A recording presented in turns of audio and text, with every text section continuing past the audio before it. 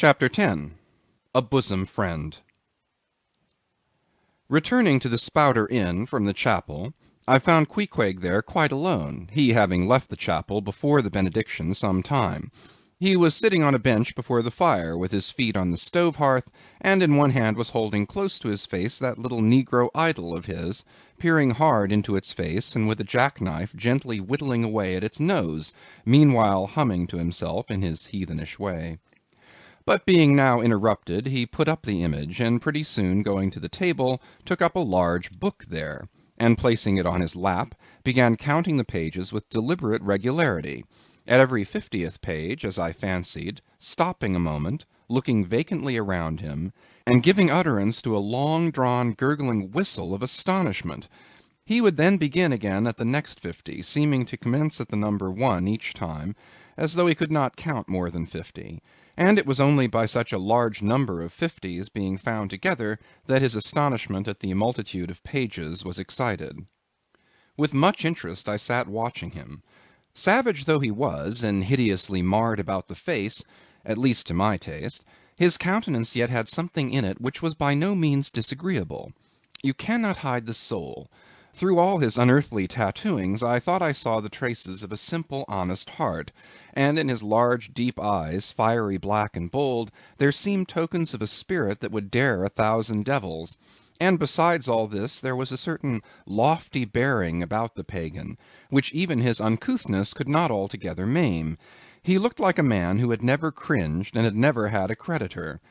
Whether it was, too, that his head being shaved, his forehead was drawn out in freer and brighter relief, and looked more expansive than it otherwise would, this I will not venture to decide, but certain it was his head was phrenologically an excellent one. It may seem ridiculous, but it reminded me of General Washington's head, as seen in the popular busts of him.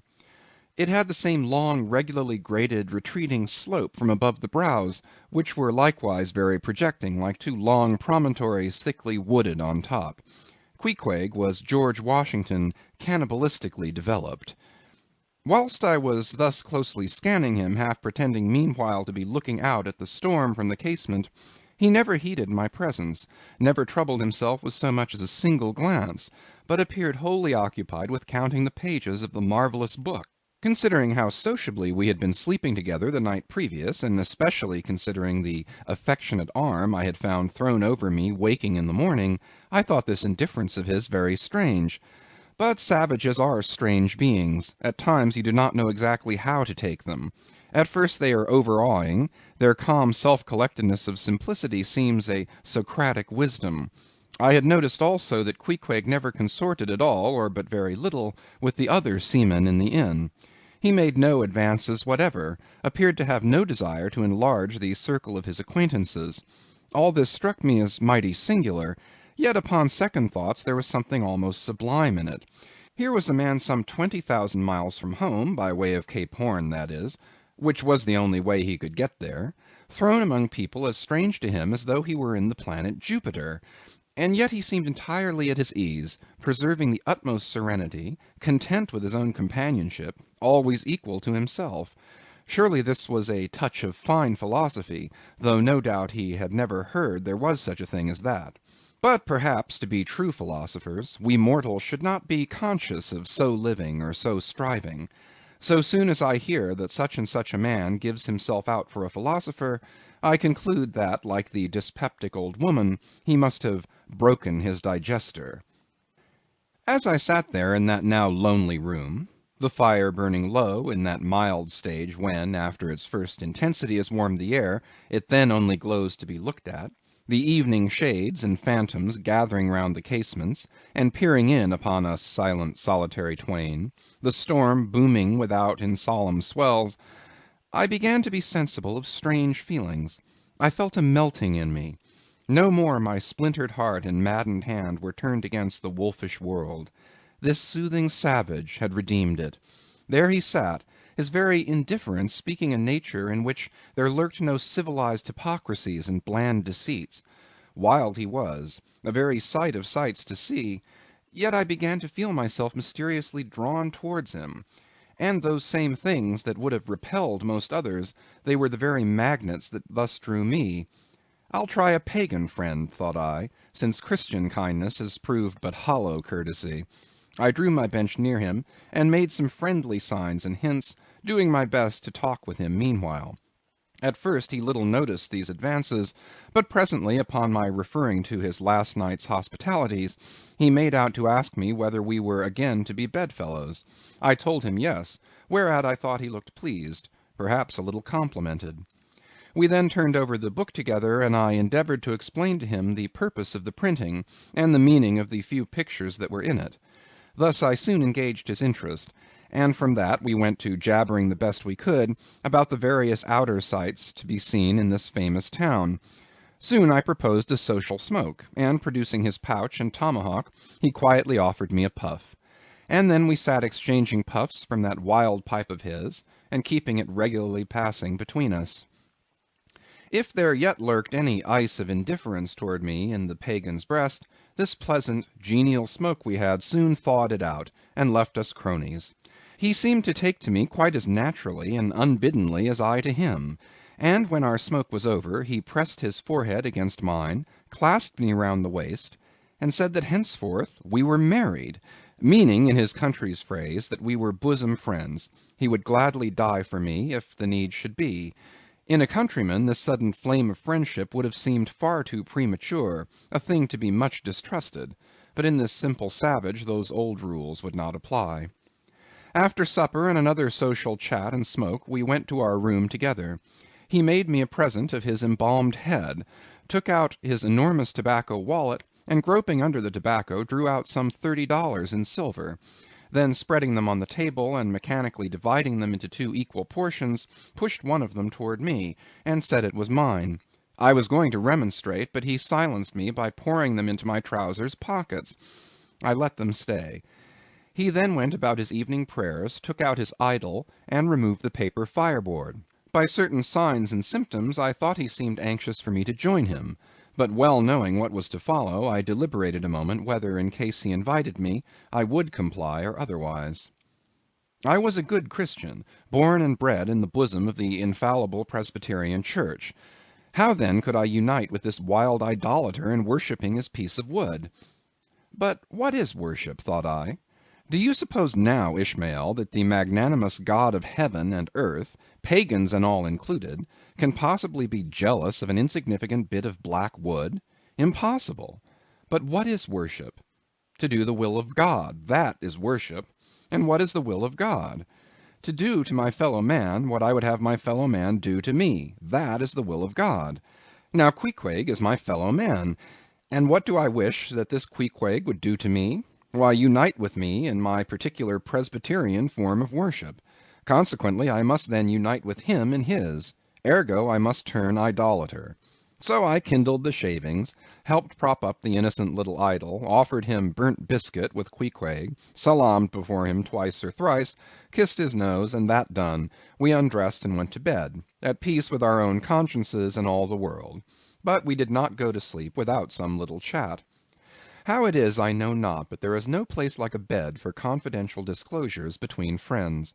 Man and wife, they say, there open the very bottom of their souls to each other, and some old couples often lie and chat over old times till nearly morning. Thus, then, in our heart's honeymoon, lay I and Queequeg, a cozy, loving pair. Chapter 11. Nightgown. We had lain thus in bed, chatting and napping at short intervals, and Queequeg now and then affectionately throwing his brown tattooed legs over mine, and then drawing them back, so entirely sociable and free and easy were we, when at last, by reason of our confabulations, what little nappishness remained in us altogether departed, and we felt like getting up again, though daybreak was yet some way down the future. Yes, we became very wakeful, so much so that our recumbent position began to grow wearisome, and by little and little we found ourselves sitting up, the clothes well tucked around us, leaning against the headboard with our 4 knees drawn up close together and our 2 noses bending over them, as if our knee-pans were warming pans. We felt very nice and snug, the more so since it was so chilly out of doors. Indeed, out of bedclothes too, seeing that there was no fire in the room.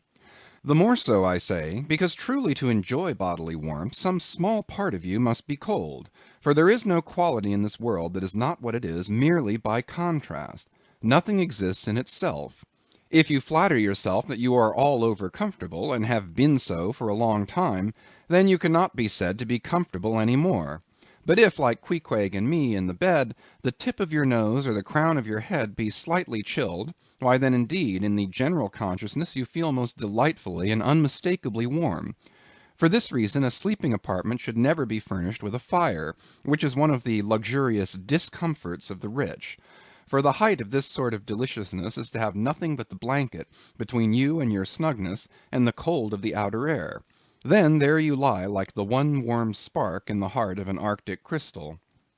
We had been sitting in this crouching manner for some time, when all at once I thought I would open my eyes. For when between sheets, whether by day or by night, and whether asleep or awake, I have a way of always keeping my eyes shut, in order the more to concentrate on the snugness of being in bed.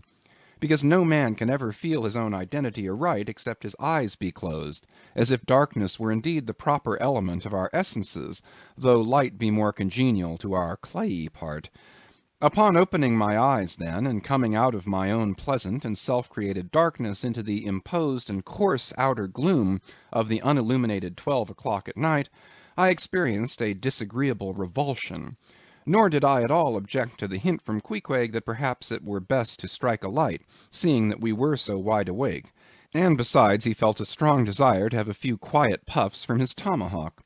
Be it said that though I had felt such a strong repugnance to his smoking in the bed the night before, yet see how elastic our stiff prejudices grow when love comes once to bend them.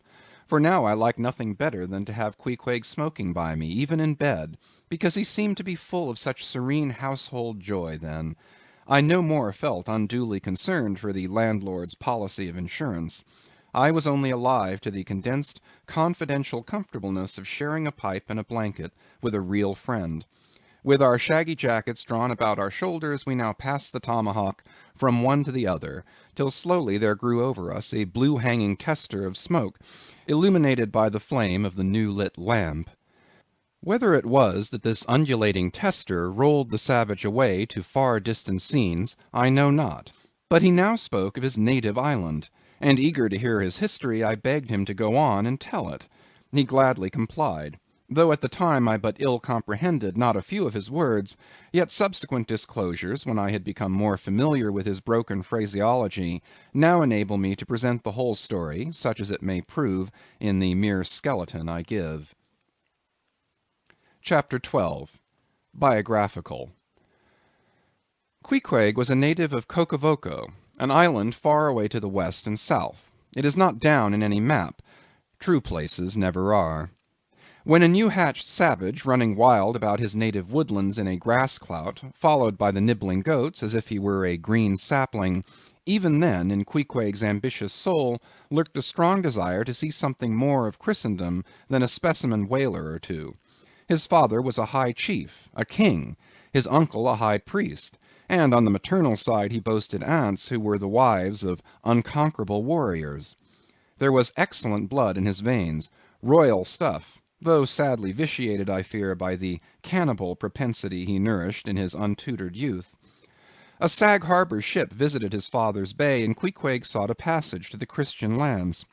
But the ship, having her full complement of seamen, spurned his suit, and not all the king his father's influence could prevail. But Queequeg vowed a vow.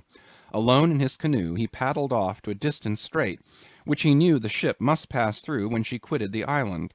On one side was a coral reef, on the other a low tongue of land, covered with mangrove thickets that grew out into the water. Hiding his canoe, still afloat among these thickets, with its prow seaward, he sat down in the stern, paddle low in hand, and when the ship was gliding by, like a flash he darted out, gained her side, and with one backward dash of his foot, capsized and sank the canoe, climbed up the chains, and throwing himself at full length upon the deck, grappled a ring-bolt there, and swore not to let go, though hacked in pieces. In vain the captain threatened to throw him overboard, suspended a cutlass over his naked wrists. Queequeg was the son of a king, and Queequeg budged not.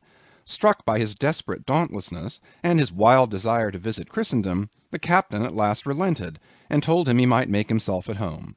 But this fine young savage, this sea Prince of Wales, never saw the captain's cabin. They put him down among the sailors, and made a whaleman of him. But like Tsar Peter, content to toil in the shipyards of foreign cities, Queequeg disdained no seeming ignominy, if thereby he might happily gain the power of enlightening his untutored countrymen. For at bottom, so he told me, he was actuated by a profound desire to learn among the Christians the arts whereby to make his people still happier than they were, and more than that, still better than they were. But alas, the practices of whalemen soon convinced him that even Christians could be both miserable and wicked, infinitely more so than all his father's heathens. Arrived at last in Old Sag Harbor, and seeing what the sailors did there, and going on to Nantucket, and seeing how they spent their wages in that place also, poor Queequeg gave it up for lost. Thought he, it's a wicked world in all meridians. I'll die a pagan. And thus, an old idolater at heart, he yet lived among these Christians, wore their clothes, and tried to talk their gibberish. Hence the queer ways about him, though now some time from home. By hints I asked him whether he did not propose going back, and having a coronation, since he might now consider his father dead and gone, he being very old and feeble at the last accounts. He answered no, not yet, and added that he was fearful Christianity, or rather Christians, had unfitted him for ascending the pure and undefiled throne of 30 pagan kings before him. But by and by, he said, he would return, as soon as he felt himself baptized again. For the nonce, however, he proposed to sail about and sow his wild oats in all 4 oceans. They had made a harpooneer of him, and that barbed iron was in lieu of a sceptre now. I asked him what might be his immediate purpose touching his future movements. He answered to go to sea again in his old vocation. Upon this I told him that whaling was my own design, and informed him of my intention to sail out of Nantucket, as being the most promising port for an adventurous whaleman to embark from. He at once resolved to accompany me to that island, ship aboard the same vessel, get into the same watch, the same boat, the same mess with me, in short, to share my every hap, with both my hands in his, boldly dip into the potluck of both worlds. To all this I joyously assented, for besides the affection I now felt for Queequeg, he was an experienced harpooneer, and as such could not fail to be of great usefulness to one who, like me, was wholly ignorant of the mysteries of whaling, though well acquainted with the sea, as known to merchant seamen. His story being ended with his pipe's last dying puff, Queequeg embraced me, pressed his forehead against mine, and blowing out the light, we rolled over from each other this way and that, and very soon were sleeping.